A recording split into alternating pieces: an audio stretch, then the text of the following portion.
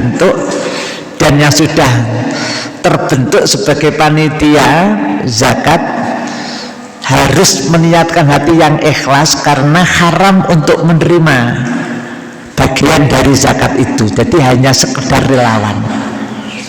Maka biaya operasional, mungkin beli kresek, mungkin nganter dari rumah ke rumah, itu ini dibebankan orang yang membayar zakat. Jadi saya menyerahkan zakat 5, keluarga saya kan 6 orang, saya serahkan ke sini, otomatis saya ngasih uang untuk biaya operasionalnya, karena 6 kilo tak ada inuk glansing di sini, padahal butuh dibagi karena jumlah fakir miskinnya banyak umpamanya.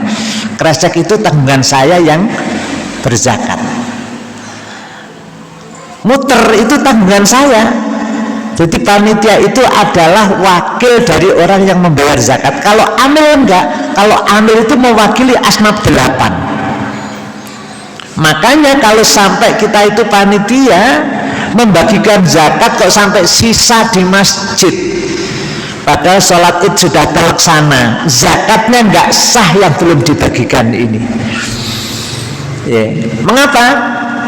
Karena batas akhir jatuh tempo membayar zakat fitrah itu saat dilaksanakan sholat id. Yang terbaik saat mau berangkat sholat id. Nek nyangking beras karo budaya sholat id iki sing gelem sapa? Terus sing dikei sing gelem ya sapa? Padha-padha dolan nang masjid dikei beras, kan ngrepotno wong iki. Makanya Allah memberikan kelonggaran, syariat membayar zakat itu boleh saat masih dalam puasa seperti ini. Nanti semakin dekat dengan Idul Fitrinya itu semakin baik. Yang terbaik saat akan berangkat sholat id. Gimana? Nggih, monggo.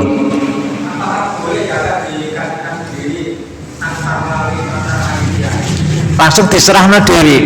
Bagus.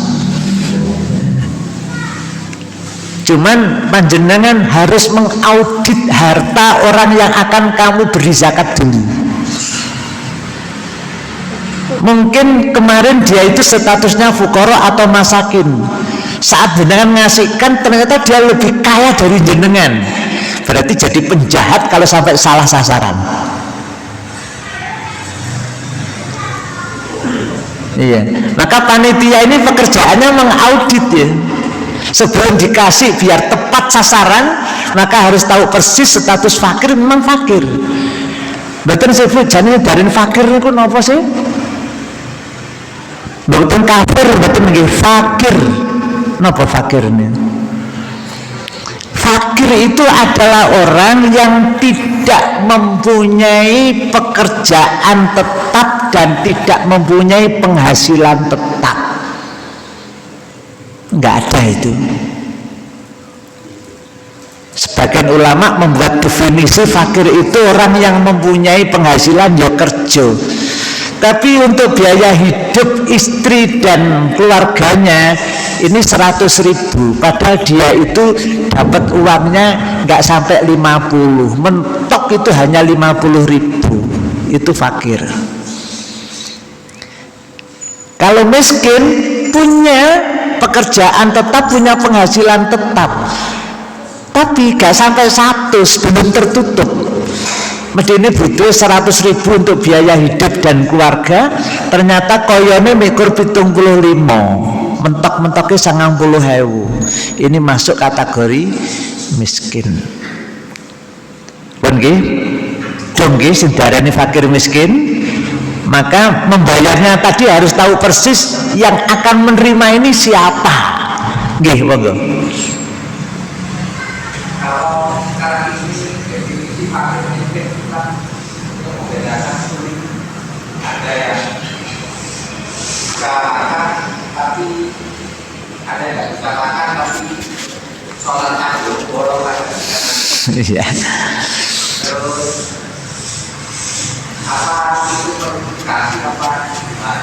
Terus misalkan satu wilayah itu yang fakir miskin hanya 10%, terus panitia itu harganya hampir 100% misalnya, silahkan membaca tertentu misalnya saya hadisnya membaca tertentu gimana? Alhamdulillah kalau sudah ada lazismu itu ahlinya ya.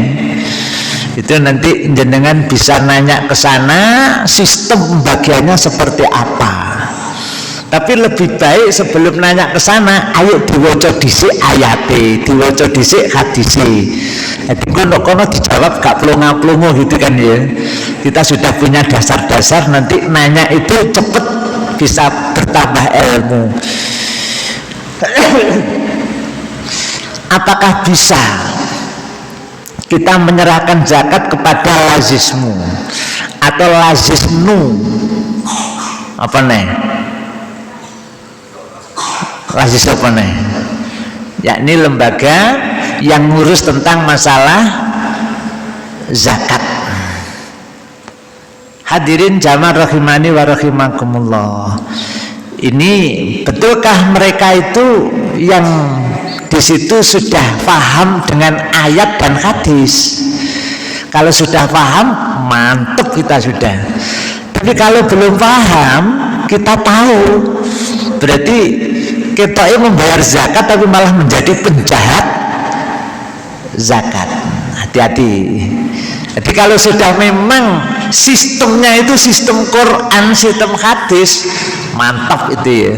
Ya itulah yang kita inginkan, sehingga menjelang Idul Fitri kita diwajibkan ngaji karena akan melaksanakan perintah Allah, rukun Islam yang namanya zakat.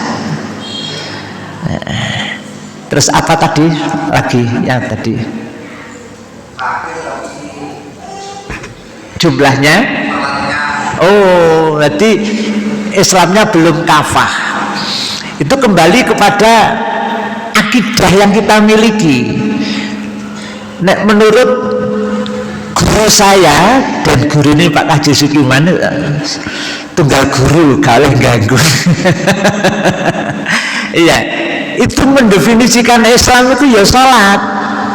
Nek gak sholat, hadisnya itu jelas nenggone Sunan Tirmidzi, al-farqu bainana wa bainahum as-sholah.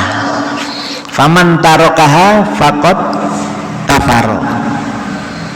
Sungguh yang membedakan kita umat Islam, umat beriman dengan orang kafir, orang musyrik itu adalah sholat. Dan sampai wani tinggalnya sholat, jangankan kok 5 waktu, jangankan kok bolong-bolong menetok itu. Ini terus masuk kategori ya beda dengan pembagian daging kurban. Daging kurban bebas ya, masih sugih bareng oleh nompo. Tapi kalau zakat, wih, ini sudah ditetapkan sama Allah loh ya. Kadek tadi ada kalimat innama, sungguh hanyalah zakat itu boleh diserahkan kepada 8 asnaf. Zakat fitrah mengerucut kepada fuqara masakin. Definisi fuqara seperti tadi, masakin seperti tadi. Pertanyaannya, ini ono fuqara, ono masakin tapi sholatnya bolong-bolong. Padahal kalau melihat hadis itu sungguh ia telah benar-benar jadi kafir. Yeah. Cuman alhamdulillah saya juga melihat penjelasan-penjelasan dari para ustadz, para ulama, para alim itu mendefinisikan kafir itu adalah sesuai yang didefinisikan Allah. Maksudnya apa? Kalau dia meninggalkan salat ini karena kesibukan, gurung sampai kafir.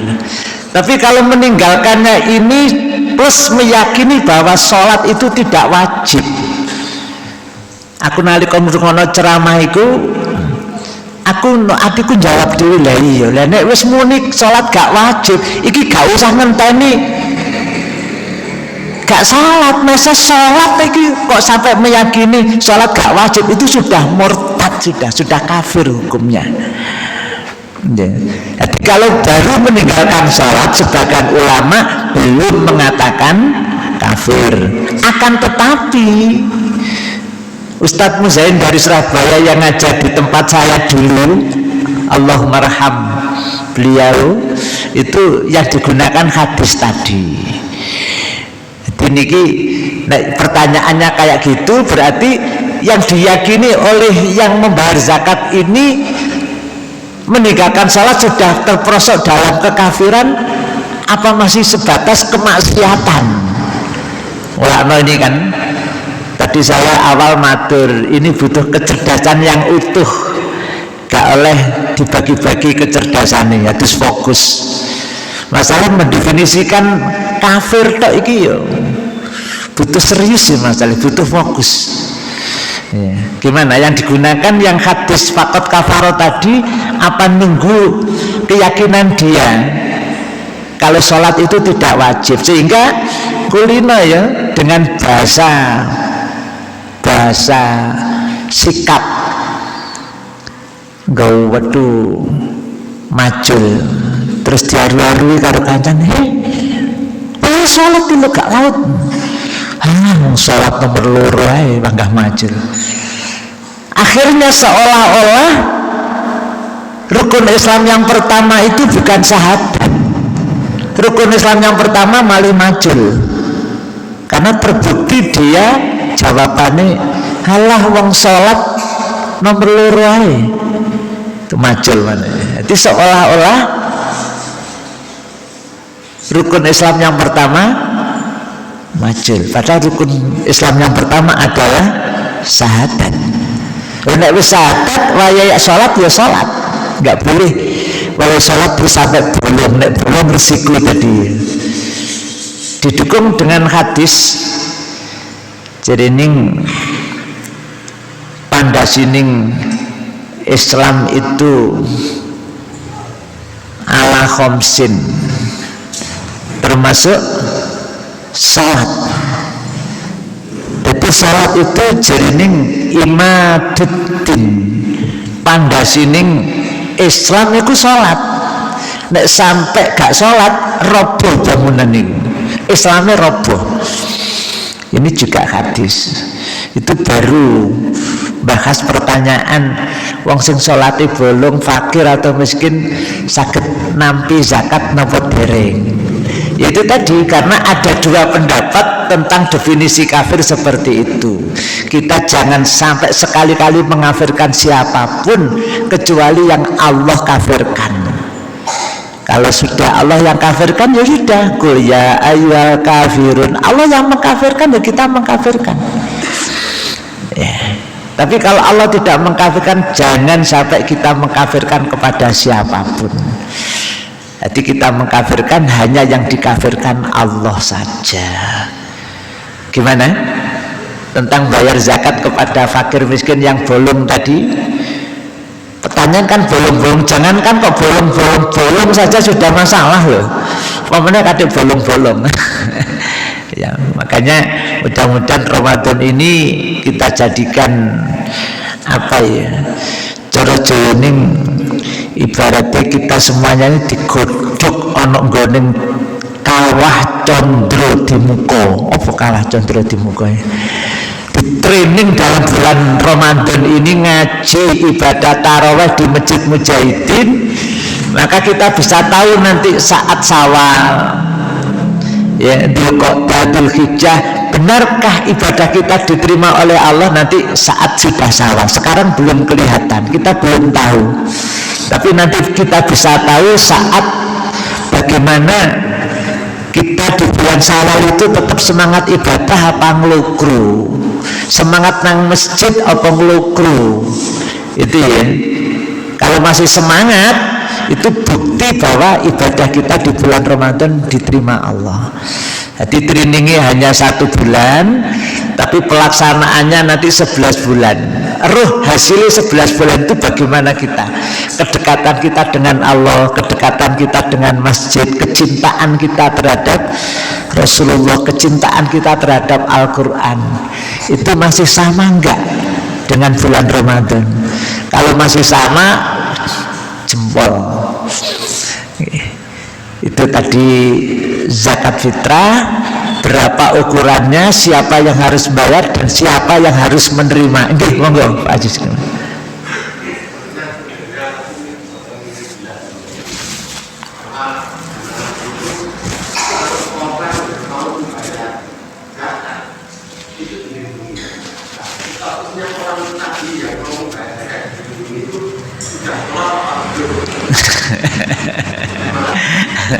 Iki lu anggal mana ya?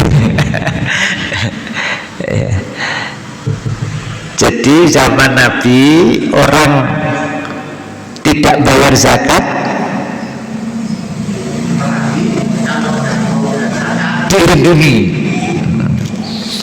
Hadirin jamaah rahimani wa rahimakumullah. Sebetulnya kita itu kan tidak boleh memberi sanksi apapun ya, biar Allah sendiri yang memberikan sanksi, kecuali presidennya Afrohi bukan Jokowi, ya itu lain lagi ya. Ya berarti itu nanti punya tanggung jawab penuh terhadap rakyatnya, termasuk kita. Tadi kalau orang yang sudah bayar zakat harus dilindungi. Bagaimana orang yang tidak sholat? Ini kan ya jawabannya harus dinasehati. Jawabannya harus dinasehati. Lebih-lebih itu masih ada hubungan keluarga dengan kita. No, jamaah yang di Pondok, teman saya juga temennya Pak Haji Sukiman itu ngajak orang tuanya salat tapi gak kerso. Akhirnya ya matur, ngeten lho Pak, jenengan nek mboten salat, jenengan nek mati dhisik kula mboten saged nyolati jenengan. Sami jenengan mboten salat, kula mati dhisik jenengan ya mboten iso nyolati kula. Sampai ngoten. Masalahnya kadung mancep nunggu ini gak sholat ya. Tapi ada yang lain mengatakan tunggu dulu, jangan langsung status kafir itu disematkan pada dia. Dia itu meninggalkannya karena sibuk, karena malas, apa karena meyakini bahwa sholat itu tidak wajib. Yang bisa dikatakan kafir kalau sampai keyakinannya sholat itu tidak wajib. Itu sing rodok longgar. Termasuk saya lihat ceramahnya Ustadz Abdul Somad juga seperti itu. Ini kan termasuk ulama, walaupun jenengan boten ngakoni tapi umatnya ya wakeh. Enggak, maksudnya ini kan biar nanti kita itu tahu, tidak hanya rumong kafir enggak, tapi ternyata sebagian ulama ada, dan ulama itu tentu dia itu mampu menunjukkan dalil ya seperti itu. Ini gurung patek mengerucut kepada pelaksanaan zakat fitrah masalahnya. Gimana waktu ini garik 9 menit gak ono ya, garik 8 menit. Gimana? Ini saya mempunyai permohonan ya, segera dibentuk panitia zakat dan segera mengaudit, minimal musyawarah memastikan si A ini adalah fakir, si A ini adalah miskin.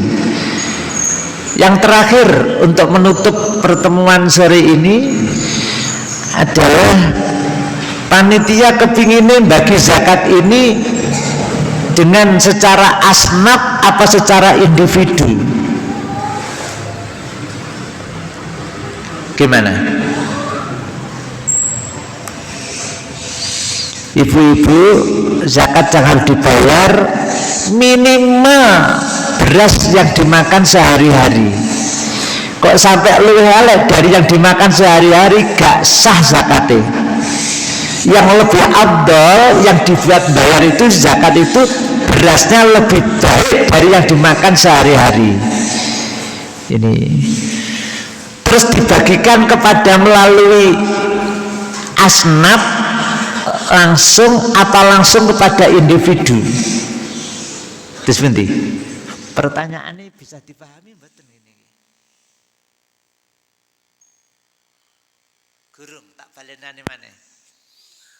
Memberikan zakat fitrah nanti kepada asnaf apa kepada individu?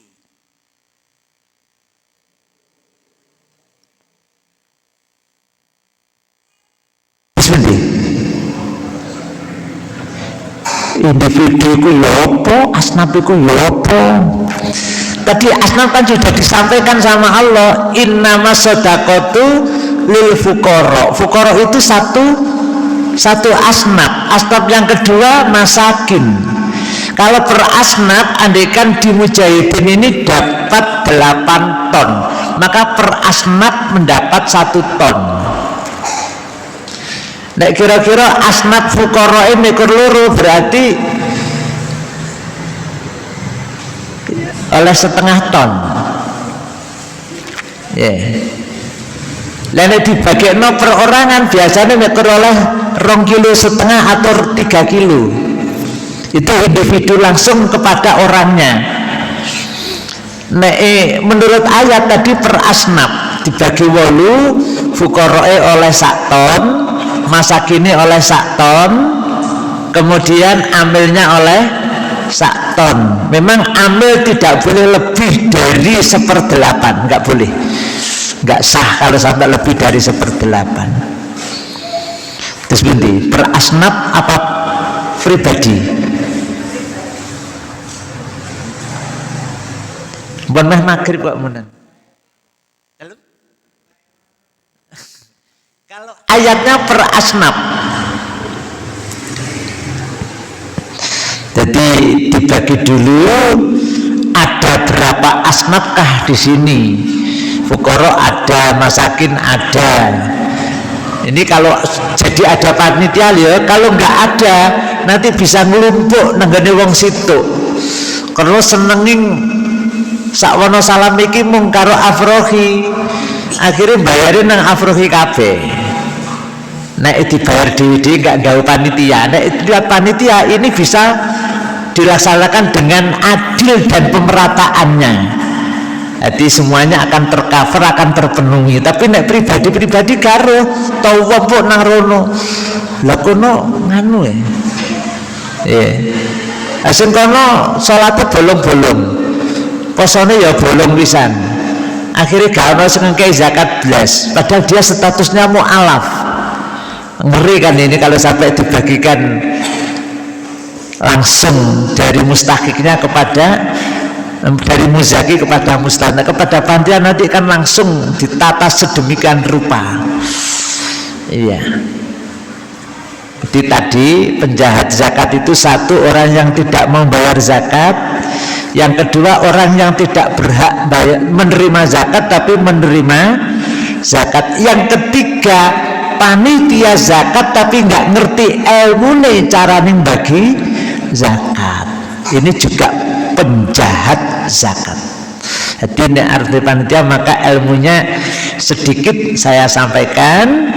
Nanti kalau ada panitia langsung dikaji lebih dalam lagi. Kalau perlu didatangkan ahli ini, mungkin dari Lazismu Jombang nanti bisa diminta untuk datang membimbing kita, biar nanti tidak menjadi penjahat zakat. Gimana? Kurang berapa menit?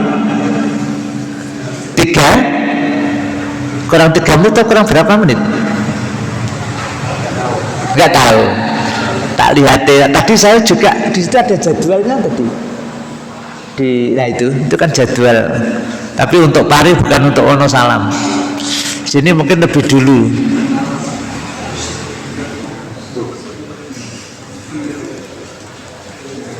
Oh ini nih. Masalahnya menyegerakan berbuka ini luar biasa ya kebaikannya.